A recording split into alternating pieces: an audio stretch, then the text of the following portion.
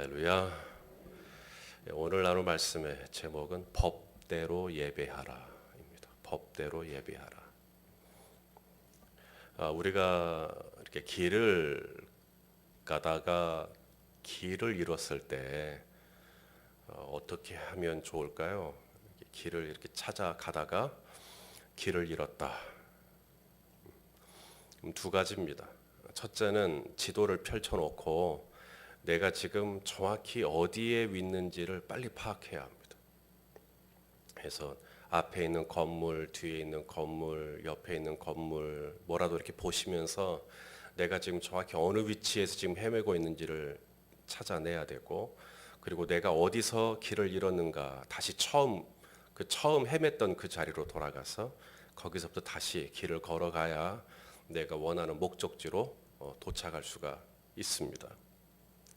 이 가데스 바네아라고 하는 곳, 이것은 이스라엘이 한마디로 말해서 길을 잃어버린 곳입니다.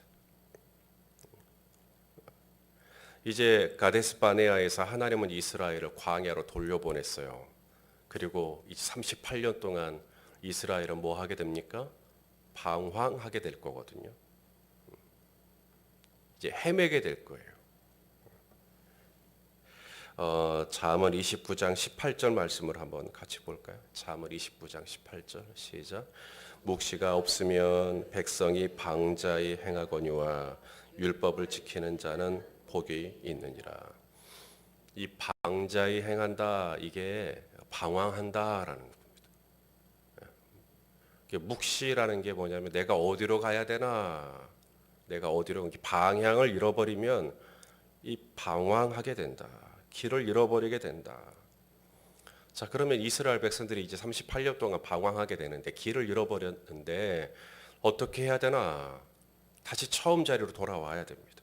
내가 어디서부터 길을 잃었는지를 더듬어서 내가 여기서부터 잘못됐구나 라는 걸 깨닫고 거기서부터 제대로 된 길을 다시 시작해야 되거든요. 그래서 오늘 본문에 하나님이 말씀하시는 게 뭐냐면 예배입니다. 예배. 신앙생활에 있어서 핵심 중에 핵심, 기본 중에 기본. 내가 이렇게 뭔가 잘못된 결정을 했을 때, 내가 뭔가 삶에서 길을 잃었을 때, 내가 다시 돌아가야 할 지점, 예배. 이 사마리아 여인, 예수님이 이 사마리아 여인을 만났죠. 야곱의 우물. 이 사마리아 여인의 문제가 뭔가 가정적인 문제로 접근하는 방식이 있을 수 있습니다. 결혼을 했는데 계속 실패한다. 혹은 배우자와의 관계, 이거로 또 접근할 수도 있겠죠.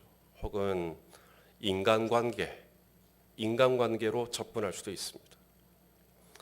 혹은 정서장애의 문제로, 심리적인 문제로 접근할 수도 있습니다. 이 여인이 가지고 있는 심리적인 불안이 뭐냐, 이런 거 가지고 접근할 수도 있겠죠. 혹은 여성과 남성을 당시에 차별했던 사회적인 구조 문제로 접근할 수도 있습니다. 그런데 예수님이 이 여인에게 오셔서 예수님이 하신 말씀을 들어보면 예수님은 이 여인의 가정적인 문제를 가지고 들어가지 않아요. 너에게 남편이 있느냐, 이 정도지. 그러니까 네가 이래서 그런 거야 라고 하면서 여인의 어떤 심리적인 문제라든지 여인의 어떤 사회적인 문제라든지 이런 걸 가지고 접근하지 않아요. 예수님이 이 여인에게 다가오셔서 건드린 게 뭐냐면 예배에 대한 부분이었습니다. 예배. 요한복음 4장 21절에 이르시되 여자여 내 말을 믿으라. 이 산에서도 말고 예루살렘에서도 말고 너희가 아버지께 예배할 때가 이르리라. 느닷없이 예배에 대한 말씀을 하십니다. 여인의 그 깨져버린 삶의 문제가 뭔지, 왜 그렇게 이 여인은 배우자와의 관계가 그렇게 쉽지가 않은지, 또 당시에 이 남녀 차별이라고 하는 이 심각한 사회적인 구조 문제에 대해서 예수님이 다른 어떤 대안을 제시해 주거나 이 여인이 그럼에도 불구하고 당당하게 사는 법을 가르쳐 주거나 이런 거 아니에요. 예수님은 이 여인에게 여자여 내 말을 믿으라. 그리고는 예배에 대한 말씀을 갑자기 하십니다. 23절 요한복음 4장 20, 다 같이 한번 읽을까요? 시작. 아버지께 참되게 예배하는 자들은 영과 진리로 예배할 때가 오나니 곧 이때라. 아버지께서는 자기에게 이렇게 예배하는 자들을 찾으시느니라. 사마리아 여인은 어떤 여인인가? 한마디로 말하면 길을 잃어버린 여인입니다. 어떻게 살아야 되는지, 우리는 이 여인에 대해서 여러 가지 수식어를 달 수 있어요. 이 여인은 참 불쌍한 여인이다. 불행한 여인이다. 이 여인은 버림받은 여인이다. 이 여인은 참 피해자다. 뭐 여러 가지 이야기를 할 수 있겠지만 정확히 말하면 이 여인은 지금 길을 잃어버린 겁니다. 이제 앞으로 어떻게 살아야 되나. 근데 이 길을 잃어버린 여인에게 예수님이 오셔서 back to basic, 다시 기본으로 돌아가라는 거예요. 다시 기본으로 돌아가라. 그러면서 뭘 건드리냐면 예배를 이야기하십니다. 너 예배를 좀 회복해야 되겠다. 하나님과 너와의 관계를 다시 회복해야 되겠다. 그러므로 하나님께 중요한 것은 예배드리는 장소. 지금 여인에게는 지금 사마리아냐 예루살렘이냐, 예배드리는 장소가 아니라 예수님은 말씀하십니다. 예배드리는 사람의 중심이다. 그래서 예배를 드릴 때 어떻게 예배를 드려야 되는가? 영과 진리로 예배를 해야 한다. 그렇게 예배가 회복되면 너의 삶도 다시 새로워질 수 있다. 예배가 회복되고 하나님과의 관계가 새로워지면 여인의 망가져버린 삶은 다시 회복될 수 있다. 얼마든지 다시 고쳐질 수 있다. 이것이 예수님이거든요. 오늘 본문도 마찬가지입니다. 이제 길을 잃어버린 이스라엘, 하나님을 거역하고 다시 광야의 길로 나선 이스라엘, 이들에게 뭐가 가장 필요한가? 하나님은 이스라엘 백성들로 하여금 너희는 다시 광야로 돌아가라 라고 말씀하신 이후에 처음으로 주신 말씀이 이 민수기 16장입니다. 예배를 말씀하십니다. 다시 예배를 회복해야 되겠다 라고 말씀하시는 거죠. 그래서 마치 레위기에서나 나올 법한 제사법을 다시 언급합니다.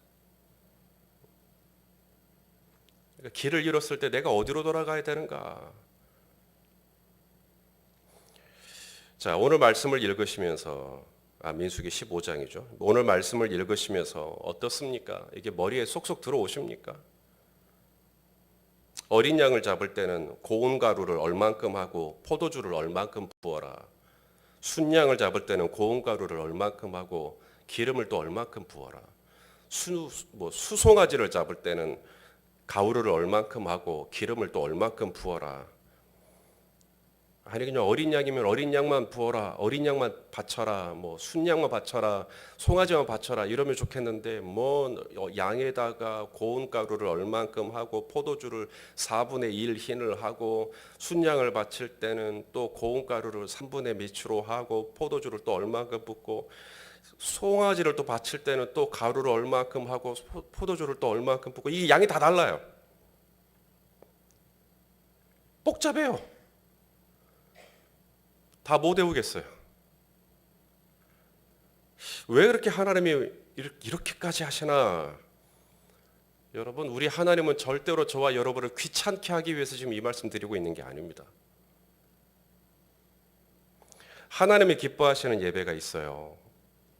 하나님이 받으시는 예배가 있어요. 그게 뭐냐면 바로 영과 진리로 예배하는 거거든요. 진리가 뭐냐면 법대로 하라는 거예요. 법대로. 내가 4분의 1 흰을 해라. 그러면 4분의 1 흰만. 법대로 하라는 겁니다. 3분의 1만 해라. 그러면 3분의 1만. 절반을 해라. 그러면 절반을. 오늘 13절이죠. 오늘 본문의 13절 같이 보겠습니다. 시작. 누구든지 본토 소생이 여호와께 향기로운 화제를 드릴 때는 이 법대로 할 것이요. 하나님께서 이건 법이에요. 이제 끝났어요. 이건 이대로 이제 해야 됩니다. 그러면 하나님이 받으신다. 향기로운 화제로 하나님이 받으신다. 예배에 있어서 가장 중요한 게 뭔지 아세요? 나 오늘 예배 너무 좋았어. 내가 좋았어, 내가. 그거 아니에요. 예배에 있어서 중요한 것은 내가 좋으면 안 되고요. 누가 좋아야 돼요? 하나님이 좋으셔야 돼요. 하나님이 받으셔야 돼요. 사울 왕이 착각한 게 있거든요. 사울 왕이 아말렉을 진멸하라 그랬는데 진멸하지 않죠. 그리고는 좋은 짐승들 이것들을 어디다 쓰겠다고? 하나님을 제사할 때 제물로 쓰겠다고 갖고 와버려요. 그게 진짜인지 아닌지는 모르겠지만 좌우지간 내가 이렇게 포동포동하고 품질 좋고 이렇게 좋은 것들을 이렇게 많이 하나님께 드리면 내가 이렇게 상태가 좋은 제물을 가지고 하나님께 예배를 드리면 하나님이 좋아하시겠지. 이 사울 왕이 놓친 게 뭐죠? 예배에 있어서 중요한 것은 하나님이 제물의 양을 보고 감동하시는 게 아니라 천천의 수양이나 만만의 강수 같은 기름 때문에 감동하시는 게 아니라 또 제물의 상태 때문에 하나님을 감동하시는 게 아니라 진정한 예배의 생명은 하나님이 그 예배를 받으시느냐 안 받으시느냐. 사마리아 그리심살에서 예배를 드려도 하나님이 받으시면 그 예배자는 성공한 거고, 제 아무리 예루살렘에서 예배를 드려도 강남의 번쩍번쩍한 한복판에서 예배를 드려도 하나님이 안 받으시면 그 예배는 실패거든요. 근데 사울은 내가 이렇게 드리면 하나님이 받으실 거라고 생각을 한 거죠. 자기 입장에서. 근데 하나님이 받으시는 예배가 있어요. 법대로 드리는 예배입니다. 법대로.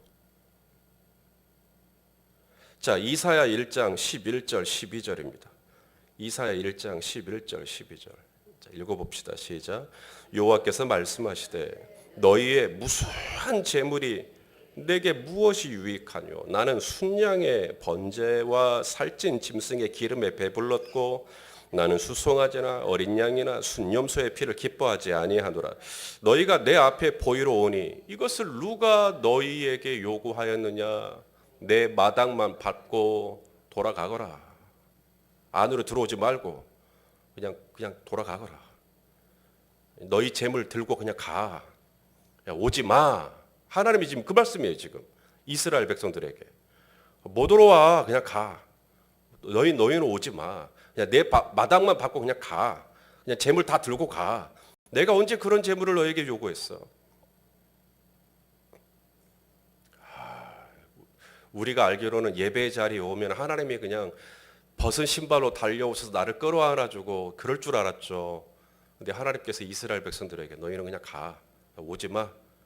이랬다는 거예요.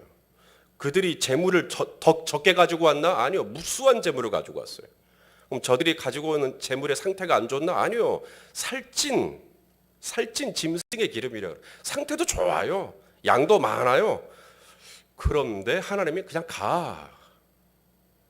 그럼 뭐지? 하나님이 왜 이렇게 반응하시지? 그 다음에 이유가 나와요. 13절. 이사야 1장 13절 시작. 헛된 재물을 다시 가져오지 말라. 분향은 내가 가증히 여기는 바요. 월삭과 안식일과 대회로 모이는 것도 그러하니 성회와 아울러 악을 행하는 것을 내가 견디지 못하겠노라. 그러니까 하나님이 왜 돌아가라 그런 거예요? 한마디로 말하면 법대로 하지 않은 겁니다. 법대로 하지 않았다는 게 뭐예요? 악을 행하고 있는 겁니다. 법대로 하지 않은 겁니다.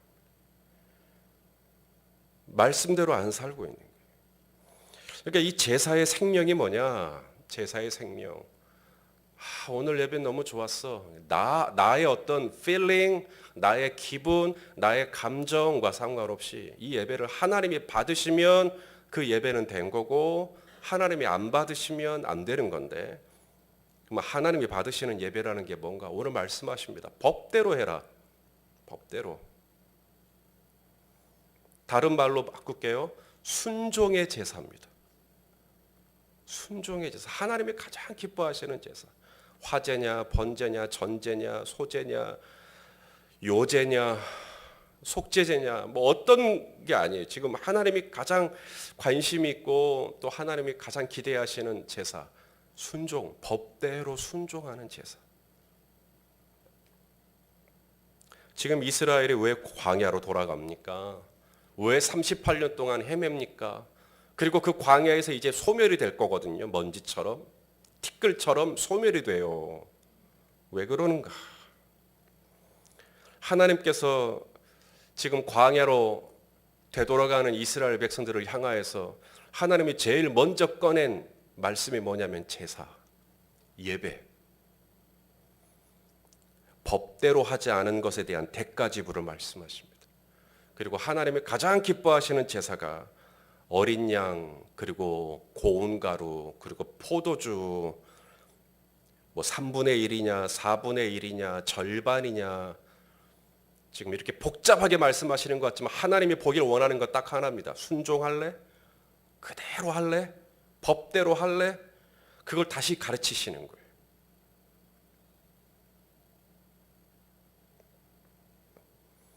그러면서 하나님이 다시 이스라엘 백성이 하나님의 말씀에 순종하는 백성.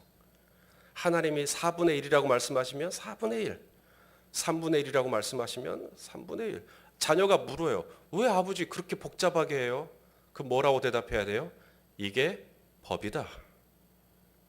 이게 하나님 말씀이다. 다른 설명 필요 없어요. 하나님이 이렇게 하라고 했어. 그럼 끝이에요. 하나님 왜 송아지를 바칠 때는 또 절반씩이나 부어야 돼요? 아마 등치가 크기 때문이죠. 아니 추측하지 마세요. 그냥 하나님이 그렇게 하라고 했어. 그래서 하나님이 이스라엘 백성들에게 다시 가르치는 겁니다. 법대로 해라. 내가 너에게 가르쳐 주는 대로 해라. 이걸 다시 가르쳐 주는 겁니다. 그래서 이스라엘 백성들에게 제사법을 다시 가르쳐 주는 거예요. 자, 로마서 12장 1절. 하나님이 기뻐하시는 예배입니다. 로마서 12장 1절 시작. 그러므로 형제들아 내가 하나님의 모든 자비하심으로 너희를 권하노니 너희 몸을 하나님이 기뻐하시는 거룩한 산 제물로 드리라. 이는 너희가 드릴 영적 예배니라. 그러니까 하나님이 기뻐하시는 예배는 어떤 예배예요? 영적 예배를 드려야 되거든요. 영과 진리로. 그런데 이 영적 예배라는 게 뭔가 바로 나의 몸을 제물로 드리는 거래요. 나의 몸을 제물로 드리는 것. 이게 뭘까요? 바로 순종의 제물입니다. 아버지, 나무도 있고 불도 있고 근데 왜 양이 없어요? 너다. 네가 산제물이 되어야 된다. 이삭은 순종해야 합니다. 아멘. 알겠습니다, 아버지. 저를 그러면 바치세요. 하나님께서 우리에게 요구하시는 제사, 바로 너희의 몸, 너희의 삶 나에게 드려라. 그게 영적 예배다. 그래서 하나님께서 그 다시 기본으로 돌아가서 정말 예배의 정신이 뭔지, 그리고 하나님이 이스라엘 백성들에게 정말 기대하시는 게 뭔지, 순종이 제사보다 낫다라고 하는 것. 이걸 다시 가르치길 원하는 거예요. 그래야 가나안에 들어갈 수 있어요. 자, 그렇다면 성도 여러분, 우리 하나님은 나의 예배를, 나의 제사를 받으시기에 합당하신 분이십니까? 어떤 이유로 하나님이 나의 제사를 받으시기에 합당하신가? 당신이 오늘 하나님을 제사하신다면 어떤 이유로 하나님을 제사하시겠습니까? 어떤 이유로 하나님을 예배하시겠습니까? 자, 오늘 본문에 두 가지를 말씀합니다. 첫째는 하나님의 자비하심입니다. 우리는 이것 때문에 오늘 아침 우리 하나님을 예배할 수 있어야 합니다. 자, 2절 말씀을 좀 보죠. 15장 2절 시작. 이스라엘 자손에게 말하여 그들에게 이르라. 너희는 내가 주어 살게 할 땅에 들어가서. 자, 레위기에 있는 말씀하고 민수기에 있는 말씀하고 좀 차이가 있어요. 오늘 이 민수기에 있는 말씀, 이건 뭐냐면 너희가 가나안 땅에 들어가면 이렇게 제사를 하라는 거예요.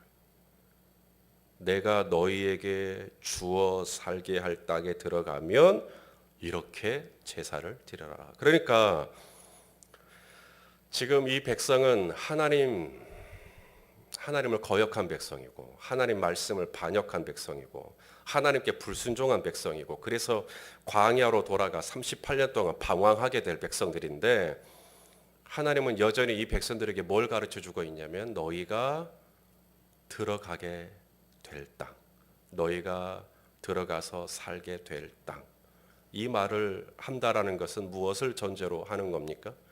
이 백성에게, 이 목이 곧은 백성에게, 이 패역한 백성에게, 그럼에도 불구하고 하나님은 여전히 뭘 주기를 원해요? 가나안 땅을 약속대로 주기를 원하시는 겁니다. 그걸 처리하지 않았어요. 이해가 되십니까?